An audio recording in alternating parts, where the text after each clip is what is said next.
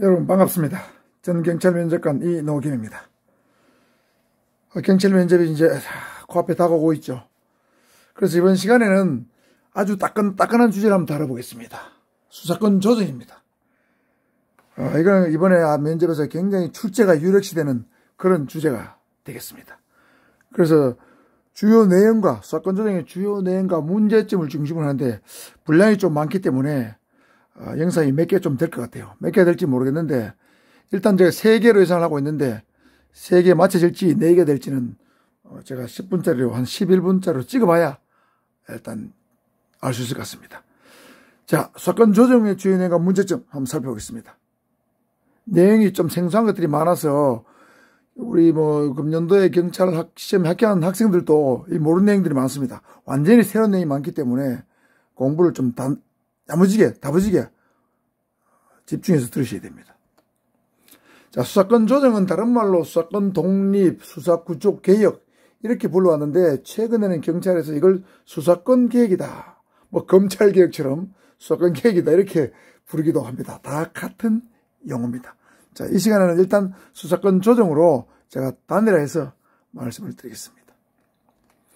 여러분, 수사권 조정 이거는 도대체 뭘 말하느냐? 한마디로 정리하면 요겁니다. 형사소송법과 검찰청법을 개정해서 검사와 사법경찰관의 상호관계를 기존의 지휘감독 또는 상명하복관계에서 상호협력관계로 변경한 것이 수사권 조정입니다. 한마디로 정리하면. 자, 이 상호협력관계로 변경되었는데 그 세부 내용을 조금 더 구체적으로 말해보면 핵심 내용은 이 3가지입니다. 첫 번째는 검사의 수사 지휘권이 폐지된 것입니다. 두 번째는 경찰의 1차적 수사 종결권을 부여하는 것입니다. 셋째는 검사가 직접 수사할 수 있는 수사 범위가 제한 또는 축소된 겁니다. 그래서 이게 수사권 조정이다, 수사구조 개혁이다 하는 걸 여러분 일단 머릿속에 딱 넣어 놓으시기 바랍니다. 기존에는 사법경찰은 검사의 수사 지휘를 받았죠. 이게 없었습니다. 그 다음에 경찰은 수사 종결권이 없었고 검사만의 수사 종결권 가졌죠. 이거 1차적 수사 종결권을 경찰에게 부여했다. 굉장히 의미가 큽니다.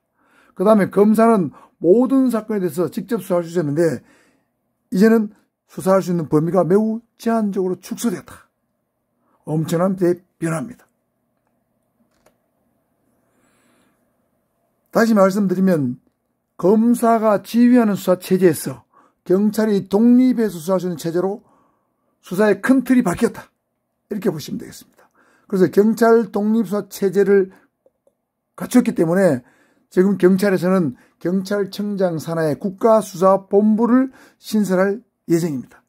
그래서 국가수사본부장의 직급은 정해지지 않았지만 아마 치안정관급으로 할 걸로 보고 있습니다.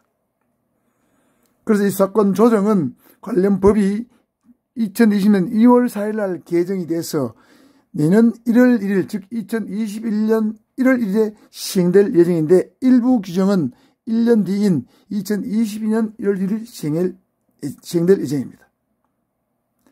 그래서 2020년도에 법이 개정됐기 때문에 1954년도에 형사법이 되고 나서 66년 만에 또 1949년도에 검찰청법이 제정된 이후에 71년 만에 형사소송, 그 다음에 검찰관계, 검사와 사법경찰관 관계에서 대변혁이 일어난 겁니다. 이 수사구조 개혁 또는 수사권 조정은 경찰의 오랜 수건이었습니다. 이 수건이 이제 66년 71년 만에 이루어진 겁니다. 경찰이 사실상 검찰의 노예와 같은 부하와 같은 그런 관계에서 대등한 관계, 부모 자식 간의 관계이고 형제와 같은 관계로 바뀌었다. 이것이 바로 수사권 조정이다. 이렇게 이해하시면 되겠습니다.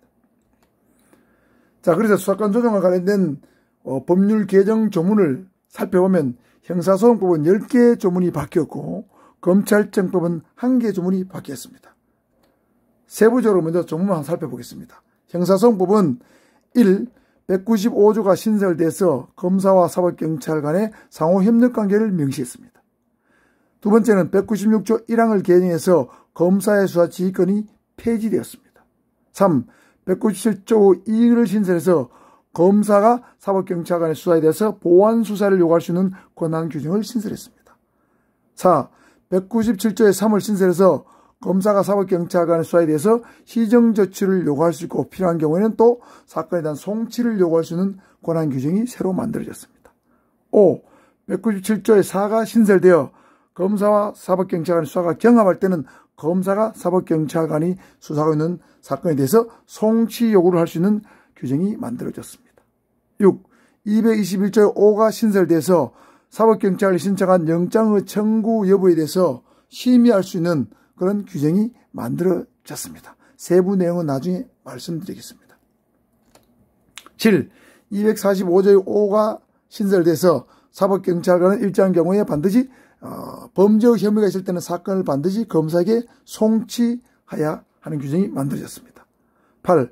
245조의 6이 생겨서 6이 신설돼서 사법경찰관은 불송치 결정 시에는 고소인 등에 대해서 불송치 사유를 반드시 통지하도록 되어 있습니다. 9.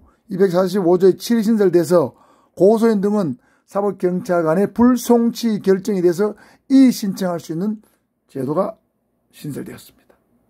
그리고 마지막으로 245조 8. 검사는 사법경찰의 수사가 위법부당한 경우에는 재수사를 요청할 수 있는 근거 규정이 만들어졌습니다. 그래서 여기까지가 10개 형사소송법 개정 또는 신설 조문이 되겠습니다. 그 외에 245조 10, 245조의 9, 312조도 개정되었지만 이거는 사실은 수사권 조정과 관계가 없기 때문에 맨 마지막에 참고사항으로 제가 다시 말씀드리도록 하겠습니다. 그리고 검찰청법은 1개의 조문이 개정되었죠. 검찰청법 4조 검사의 직무 규정이 새로 개정되었는데 여기는 검사가 직접 수사할 수 있는 6대 범죄를 명시적으로 표기하고 있습니다. 이렇게 해서 형사소송법 개정 조문 10개, 검찰청법 개정 조문 1개, 이것이 개정된 것이 바로 수사권 조정이다. 한마디로 정리하면 이렇습니다. 그래서 이 세부 내용을 설명하면 굉장히 길기 때문에 첫 번째 영상은 큰 틀에서 수사권 조정이 무엇인지, 그 다음에 언제 이 법이 개정되었는지, 세부 내용은 나중에 말씀드리고 형사법의 주요 조문 10개, 그 다음에 검찰청법 조문 1개, 이런 거 있다. 여러분 공부할 땐 큰 틀에서 먼저 알아야 되죠. 큰 산을 보고 세부적으로 그 산에 어떤 나무가 있는가 봐야 되기 때문에 큰 틀에서 먼저 수사권 조정의 개요를 한번 살펴봤습니다.